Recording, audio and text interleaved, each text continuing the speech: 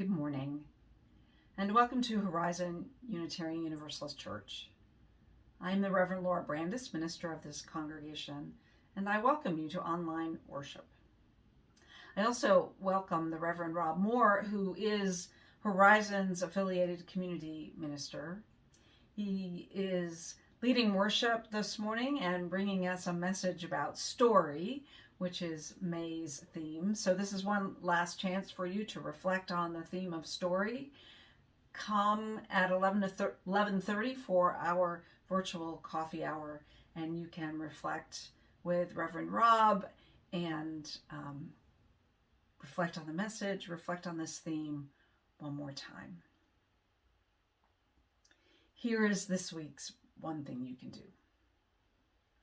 We are so excited to be working with Carrollton Pride to offer the first ever Carrollton Pride event to celebrate Pride in the month of June. This Saturday, June the 5th, from 11 a.m. to 3 p.m., there'll be lots of booths and food and activities, and we hope you will come to celebrate with us. We also still need some volunteers, so if you are able to volunteer, please send an email to justice@horizonuu.org, and you will get an answer from Deb Freeman, who is the circle coordinator for our Justice and Faith Connections circle here in the church. Deb has been working with Bob McCraney of Carrollton Pride to create this event, and we are so grateful to her and certainly grateful to Bob for bringing this event to us. So this week's one thing you can do: attend, volunteer at Carrollton Pride in the parking lot at Horizon Saturday, June 5th, from 11 a.m. to 3 p.m. I hope to see you there. If you will breathe with me, creating sacred space, readying yourself for worship.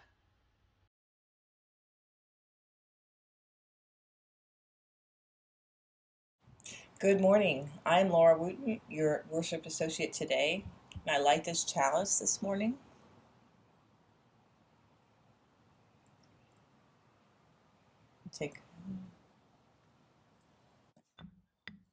Here are the words of Reverend Lynn Cox. Come, you accidental pilgrim, you who find yourself on a journey of surprise and wonder.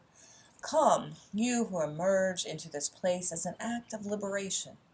Come, you who seek a life of mindfulness and a place to test your thoughts. Come, you who bring hearts of all kinds, heavy hearts, rusty hearts, hearts broken open in revelation, hearts full of love to share. Come, you who seek courage, and you who have more courage than you realize. Come, you who stand behind the curtain, gathering up the resources to claim your truth. Come, you who have been in a bubble, you who are poised for transformation. We begin our story again, gathering courage, love, mindfulness, and a sense of purpose. We gather as people of all ages, of different abilities, different backgrounds, and different perspectives. We share a covenant, a direction for our shared journey, and a commitment to encourage and challenge one another to spiritual growth. This path will ask much from us. Let us move forward with love. Let us move forward with appreciation for one another. Let us move forward knowing we are not alone. Whoever you are, whatever your gifts, you are welcome to join this journey. Come, let us worship together.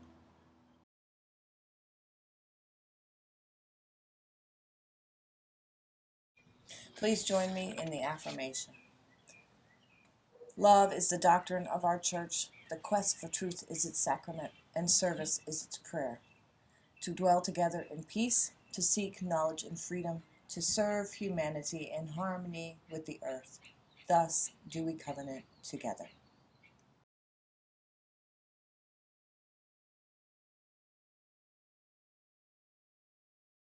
Morning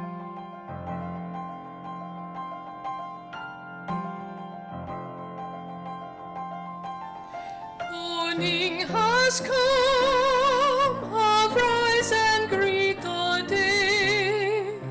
Dance with joy and sing a song of gladness.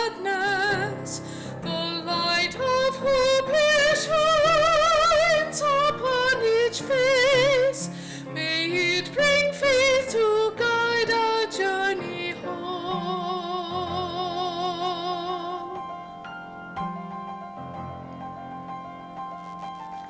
A new day dawns, once more the gift is given. Wonder fills this moment shared together. The light of peace it shines upon each face.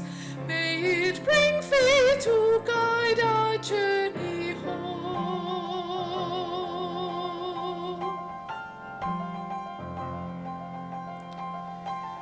Open our eyes to see that life abounds. Open hearts to welcome it among us. The light of love here shines upon each face.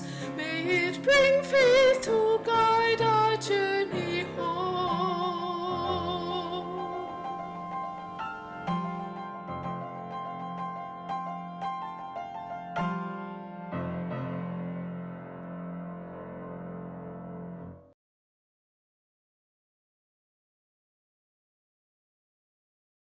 Today's story is a folktale from India called The Redbud Tree.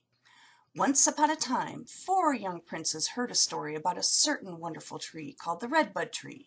None of them had ever seen a redbud tree, and each prince wished to be the first to see one. The redbud tree was legendary for its beauty. It only grew in the most distant mountain forests. It had an elegant trunk in winter. It was covered in delicate springtime flowers. In summer, its shiny, smooth leaves reflected the sunlight, and intricate seed pods appeared in the fall. Of course, this was the story the country folk recounted, for few city dwellers had ever laid eyes upon this tree. A redbud tree could be growing in the middle of their fair city, yet no city dweller would know.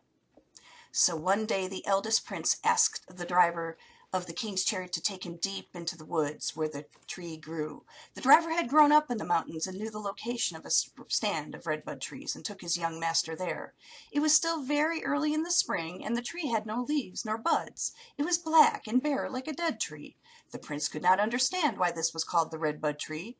Instead, he decided the redbud tree was one of the ugliest trees he had ever seen. Later in the spring, the next son went with the driver of the king's chariot to see the redbud tree. At this time, it was covered with red buds, and it was beautiful to behold. It was indeed a tree of legend. The tree was also covered with green leaves when the third son went into the woods a little later to see it. He was perplexed, but he could see no reason for calling it a redbud tree. In fact, he began wondering about the feeble-mindedness of the country folk, if this is what they called a redbud tree. Some time after this, the youngest prince begged to be taken to the redbud tree. By this time it was covered with little bean pods. He also left confused by the tree's appearance. He could not believe one of his brothers extolled the beauty of this tree. Why, the bean pods weren't even red. When he came back from the woods, he ran into the garden where his brothers were playing, saying, "I have seen the redbud tree, brothers. You have been deceived. There are no red buds on it." "I have the same opinion. It did not look like much of a tree to me. It was ugly," said the first brother. "What makes you say that?" said the second son. "The tree has hundreds of beautiful red buds. This is why it's called the redbud tree of legend." The third prince said, "Red buds, did you say? Why did you say it has red buds? It is covered with green leaves." The prince, who had just seen the tree, laughed at his brothers, and he said, "I have just seen that tree, and it is not like a dead tree. It has neither red buds nor green leaves. It is covered with little bean pods." The king heard them, came over, and waited until they stopped talking. Then he said, "My sons, you have all four seen the same tree, but each of you saw it at a different time of year. Each of you claims to know the truth of the redbud tree, but do you not see your brothers are also correct in their own way?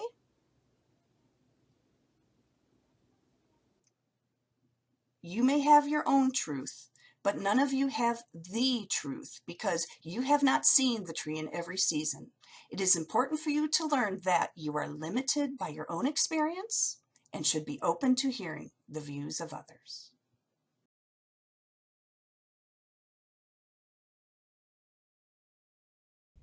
Now we come to the time of giving. As always, Horizon continues to support MetroCrest services, with donations both financial and practical. We will have our next drive-by and drop-off event on Saturday, June 12th at 1 p.m. MetroCrest still urgently needs feminine hygiene and household cleaning products, shelf-stable food, soap, toothpaste, diapers, and wipes. As always, you can donate online at horizonuu.org. Thank you for these gifts, for this organization, for MetroCrest, and your continued gifts toward the mission and ministry of this church.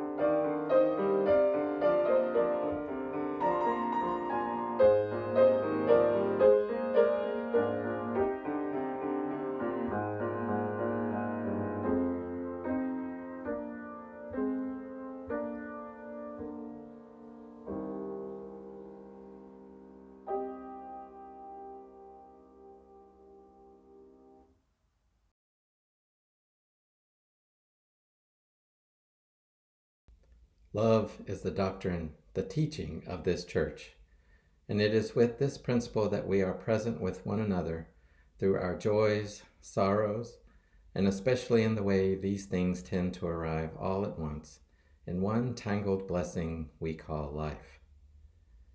We are also present to the joys and sorrows of this world, knowing how interdependent we are with all of creation. As many of us begin to slowly emerge out into the world again, may we remember all those still suffering through the pandemic and continue into this holiday weekend with caution and mindfulness. Let us honor the joys and sorrows that remain unspoken, yet live in the silence of our hearts. Let us honor the stories of heartache or loss, beauty and hope.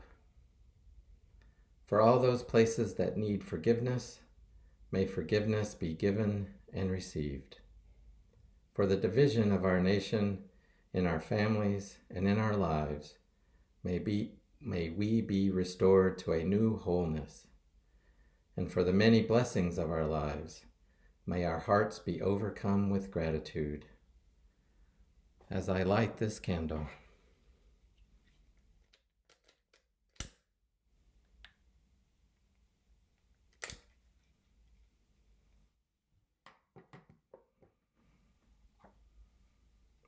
let us feel the ways we are all connected to each other and to all beings, knowing that what affects one affects us all.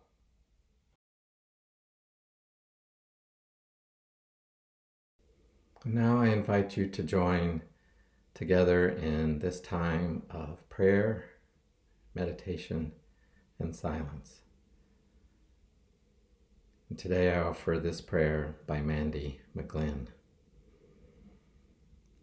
Spirit of life and love, Holy One of our being and of our becoming, that which is sacred within, among, and beyond us.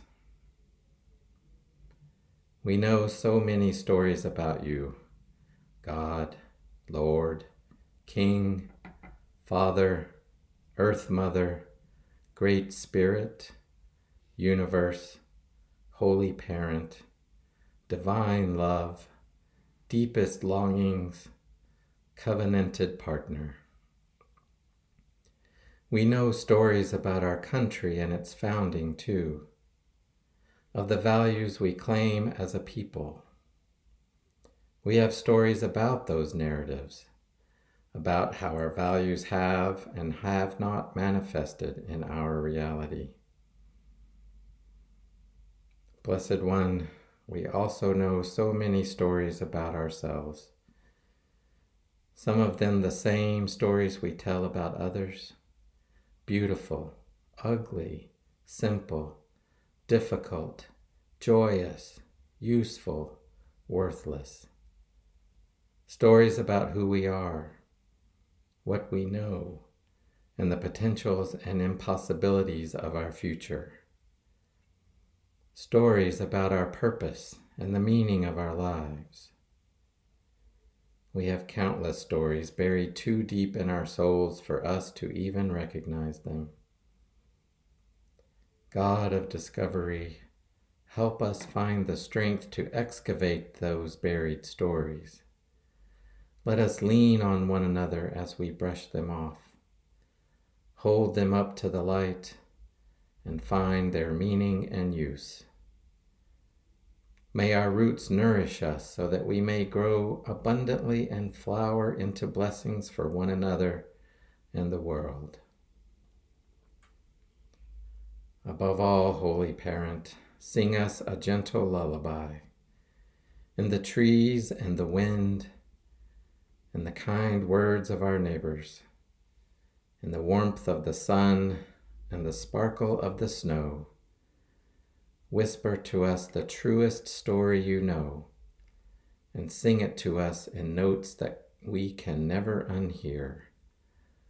Remind us every day, every moment, that we are beloved, beloved, beloved.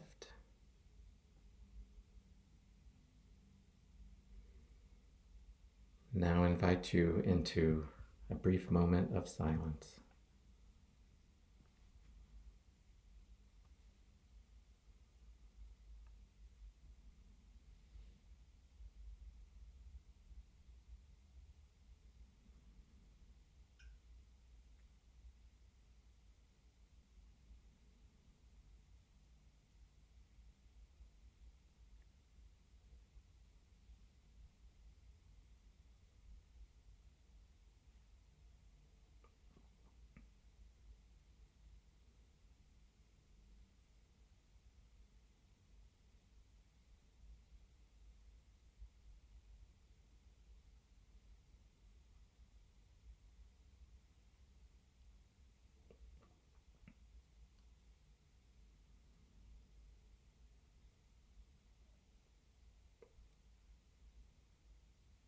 May it be so, and Amen.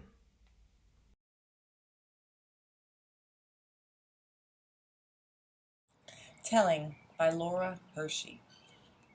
What you risk telling your story. You will bore them. Your voice will break, your ink spill and stain your coat. No one will understand. Their eyes will become fences. You will park yourself forever on the outside. Your differentness once and for all revealed. Dangerous.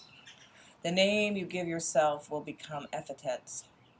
Your happiness will be called bravery, denial. Your sadness will justify their pity. Your fear will magnify their fears. Everything you say will prove something about their God or their economic system.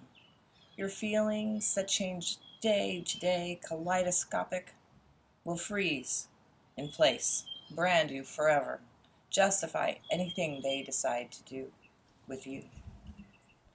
Those with power can afford to tell their story or not.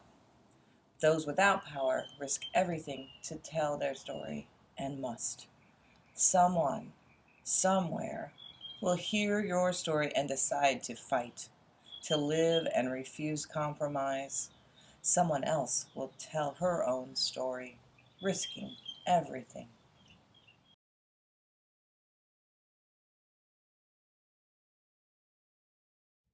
In her TED Talk on the danger of a single story, writer Chimamanda Ngozi Adichie warns that if we hear only a single story about another person or country, we risk a critical misunderstanding.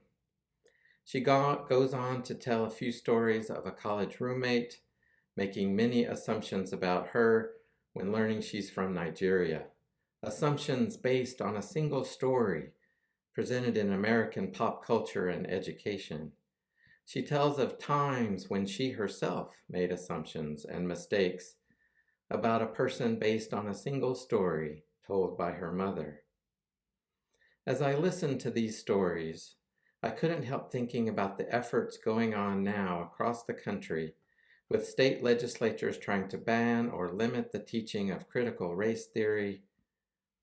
Reverend Laura spoke about this effort a little bit last week. When we intentionally limit the stories we tell, whether at the national level, local level, or even individual level, we risk, as Ms. Adichie states, a critical misunderstanding. A misunderstanding of the whole story. A misunderstanding of ourselves that leads to assumptions and mistakes and limits us collectively and individually. In the drive to limit or ban critical race theory, I see our national story being limited to the single story of American exceptionalism. America, right or wrong, love it or leave it. Over the decades, we have seen time and time again how resistant we are collectively to make any additions to our national story that in any way are critical or tarnishes the American ideal. But this is the greatest country in the world, the richest country in the world, the most God-fearing, the most moral. And while some of this may very well be true, we know it is not the whole story. And if we risk thinking that we know the full national story, or at least more than the average person, and therefore this message is not for us, the same can be said for us individually as well. How often is the story we tell ourselves and others limited to a single story? I have to be perfect to belong, to be loved. I'm not good at anything, or whatever it may be for your story and mine. And so on this Memorial Day, let's add in some stories that we have tried to forget or never even knew happened. National and local stories, stories about ourselves. When we remember, when we discover these stories, we may find that instead of diminishing the single story, it is enhanced and multiplied in ever-widening circles. I want to tell 3 stories that you may not have heard about or heard much about. Knowing this crowd, though, I may literally be preaching to the choir, but some of these I have only come across all too recently. Perhaps you are in the same boat. I'll go through the stories as quickly as possible here, but I encourage you to look them up on your own in more detail later. The first one is probably the most known in recent years, and perhaps you've seen stories about it this weekend, but it was actively covered up for far too long. Tomorrow and Tuesday, May 31st and June 1st, marked the 100th anniversary of the Tulsa Race Massacre. It has gotten a little more notice in the last few years with Ta-Nehisi Coates' article on the case for reparations in the Atlantic back in 2014, and more recently a couple of HBO series, Watchmen from 2019 and Lovecraft Country from last year, prominently featuring the story in a few episodes. Tulsa in 1921 was awash in oil money. This extended to the Greenwood district, the predominantly black section of town. With all that money flowing, this part of town grew, with businesses catering to those who struck it rich. Attorneys, real estate agents, shopkeepers, doctors, on and on. This area of town became known as Black Wall Street. And as that section of town continued to grow and come up against the white sections of town, white resentment grew and grew. The story continues like so many others of these stories from the turn of the last century. Starts with an accusation that a black man or teen inappropriately talked to, looked at, walked by, touched, whatever, a white woman or girl. As the white mob descended on the courthouse to lynch the young man, they were met with armed black veterans from World War I who surrounded the courthouse. After the sheriff tried to calm the mob and they were starting to leave, one of the white mob members tried to disarm a black man, and a shot was fired, and it descended from there through the night until the Oklahoma National Guard was called in on noon the following day. While many reports vary, in the end, anywhere from 40 to 300 were killed, hundreds were injured, thousands were left homeless, and most of the homes and businesses in and around Black Wall Street were burned and destroyed. It remains one of the worst incidents of racial violence in American history. But most of us never heard of it until recently. Even people who grew up in Tulsa had never heard of it. The black survivors never talked about it because they didn't want their families to grow up knowing it could all be taken away in an instant. It never made the history books or the local newspapers because many local families and community leaders were involved and complicit. A similar story on a slightly smaller scale played out a year and a half later in Rosewood, Florida. Another report of an assault of a white woman by a black man sparked the mob to descend on a quiet, primarily black town along the railroad line and destroy the town, with officially 8 dead, but some reports up to 150. Again, the whole town was destroyed and surviving residents scattered across Florida and the South. And afterwards, a similar culture of silence occurred.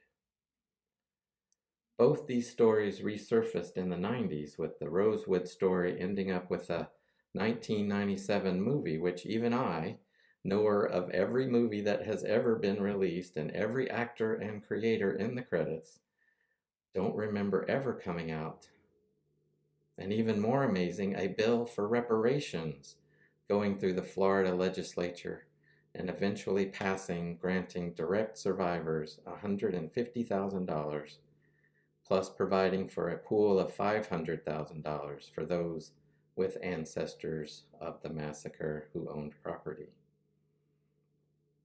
After a few years of the Tulsa story popping up in the local news, in the early 2000s, All Souls UU in Tulsa was instrumental in keeping the story alive and advocating for reparations.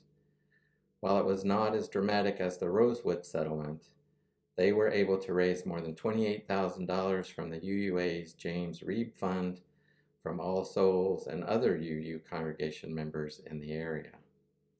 Through these actions and adding these stories back into the larger story of these communities, healing, justice, and reconciliation was now possible in these communities. The final story for today is one of insurrection. While there was still plenty of death and destruction as in the other two stories, This story adds the layer of overturning local elections and installing a new mayor and council members. This is a couple of decades earlier in Wilmington, North Carolina in 1898.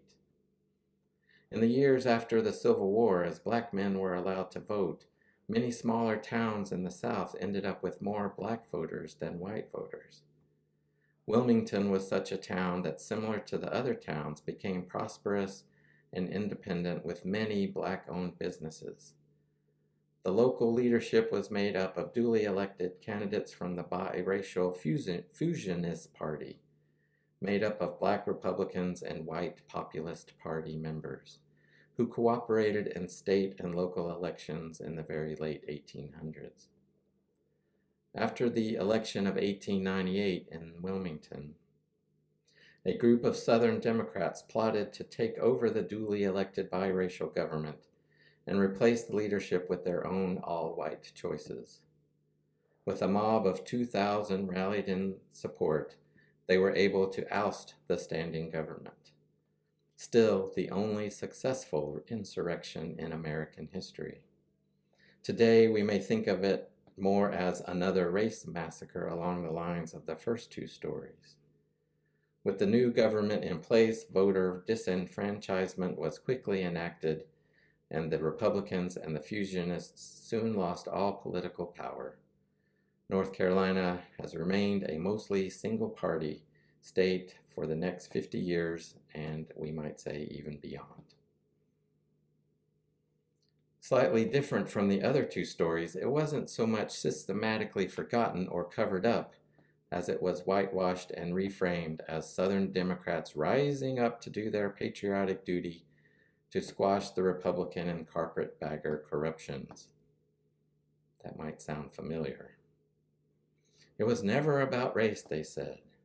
But of course it was, since black people were the most killed and most run out of town on a rail. Which gets us back to critical race theory, the 1619 Project, and other efforts to try to add these and so many other stories to our national conversation. Critical race theory is a term I hadn't even heard of until a few months ago. It refers to an academic area of study that looks at the racial origins of many of our local and national institutions and laws. The 1619 Project is a series of articles from the New York Times Magazine that focuses on similar stories on the history of slavery, 1619 being the year the first slaves from Africa arrived on these shores, and related topics coming forward to today. We can see from these stories many similarities from what is going on right now. Almost immediately when these efforts started popping up in recent years, the backlash to shut them down has been fierce and widespread. We had the short-lived 1776 Project last year to tell history the right way, pun intended, reducing our stories to a single story of America right and wrong, love it or leave it, once again. Now we have all the bills across the country banning or limiting telling these stories in schools. We have towns divided over school board elections with critical race theory or the 1619 Project at the center of the debate. Elections like in my own town of Keller and neighboring Southlake, who had it a lot worse. Southlake had actual foundation and PACs created to defeat candidates trying to tell more of these stories of our history and the racial tragedies of our history. Unfortunately, those who wish to limit our story won resoundingly in these two elections earlier this month. These stories are difficult to know, difficult to accept. They're hard to read and hard to take in. As we heard in our reading today, telling our stories is so often a risk, especially for those of us without power and on the margins. Shining a light into the shadow is never easy, but living as if the shadow doesn't exist is no picnic either. Father Richard Rohr and others say wisely, that the shadow that is not dealt with or even befriended is the shadow that is transmitted in some way. And so we see time and time again that the shadow of institutional racism continues to be repeated and transmitted generation after generation. We see the same pattern of hiding and whitewashing and reframing going on right now with the January 6th riot. Oh, it wasn't that bad. No more than tourists walking through on an average day. No need to investigate further. You're being divisive for even bringing it up. And on and on. And again, lest we think that only other people are guilty of this, we need to look in the mirror as well. Reverend Laura gave us a few examples last week of where we fall short even in Unitarian Universalism. And it is the same at the personal level as well. I have personally experienced and heard anecdotes from others on the spiritual path that when I acknowledge and accept the stories about myself that I would just as soon forget or act like never happened because they don't fit the single story. The story that I'm always the nice guy, always right, always doing things perfectly, always self-sufficient, never needing help. But when I acknowledge and accept those other stories, that my heart actually opens to others even more.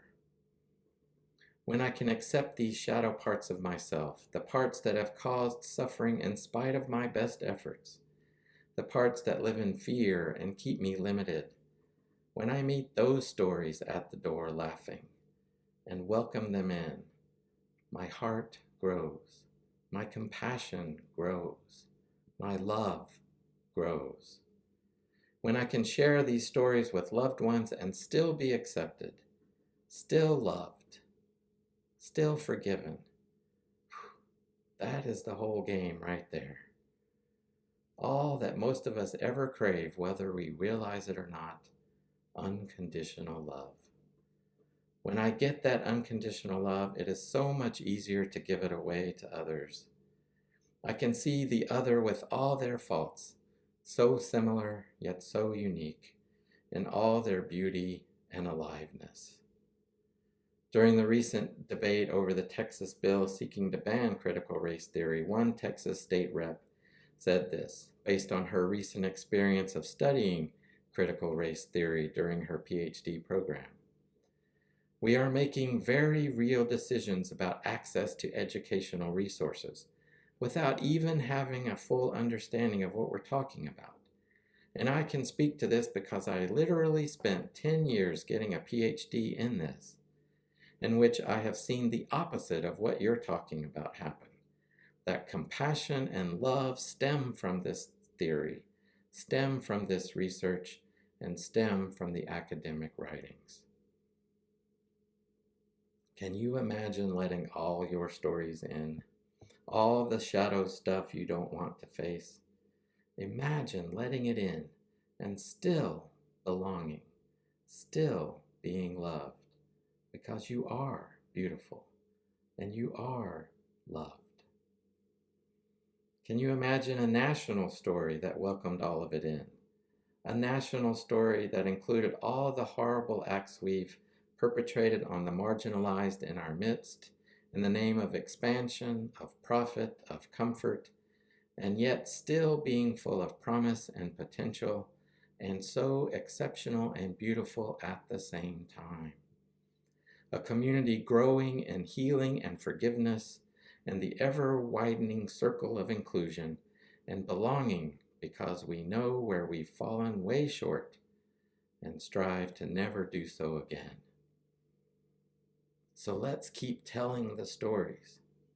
I chose 3 stories of racial massacre to share today, but I could have just as easily included stories of genocide and dislocation of Native peoples, of ignoring climate change, of the ravages of capitalism, of ignoring and silencing women, all stories of one stripe or another that we relegate to the margins if we ever allow them to be told at all. And again, I encourage you to look up more on these stories I shared today and all the other stories that are out there to discover. There are thousands, millions of them. Let's also keep telling the stories of ourselves in all our vulnerability and fear. We are more than our one single story, whatever that is, that we hear from our own inner critic or our own family or society. Let it all in slowly, deliberately, safely, bravely, in community, helping each other listen them into speech. But let them in. You will still be loved. You are already forgiven. So on this Memorial Day, let's commit to remembering all of our forgotten stories and finding their healing, reconciliation, and most of all, love. So may it be, and amen.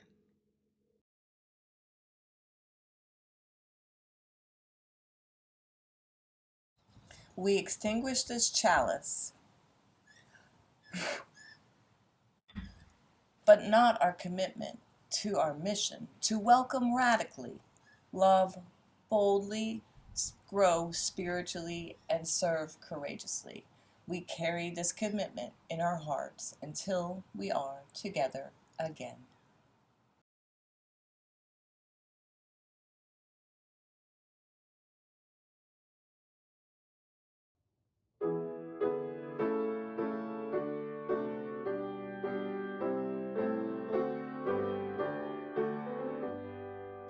Sing out praises for the journey, pilgrims will carry on. Such as in the soul's deep yearnings, like our fathers in their time, we seek out the Spirit's wholeness in the endless human quest. Look inside your soul, the kindling of the hearts our pilgrims knew. Find the Spirit always restless, find it in each mind and heart. Touch and hold that ancient yearning, kindling for a newfound truth. Stand we now upon the threshold, facing futures yet unknown.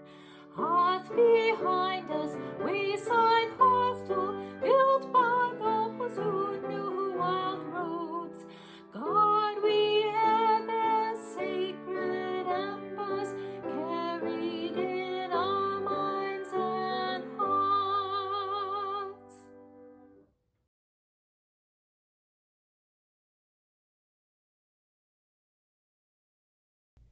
As benediction, I leave you with these words from the Reverend Sherry Woodbury. May we have the courage to speak or to write the stories within us that need to be told, the stories that make up our lives. May we listen with a loving mind and heart to the stories of others' lives, others here in this church and others in our wider community and world. Let us choose with care the stories that we teach to our children, remembering that all of our stories have power and that all of our stories are connected, for all life is one. In the name of all that is sacred in these gathered hearts, may it be so. Go now in peace, and amen.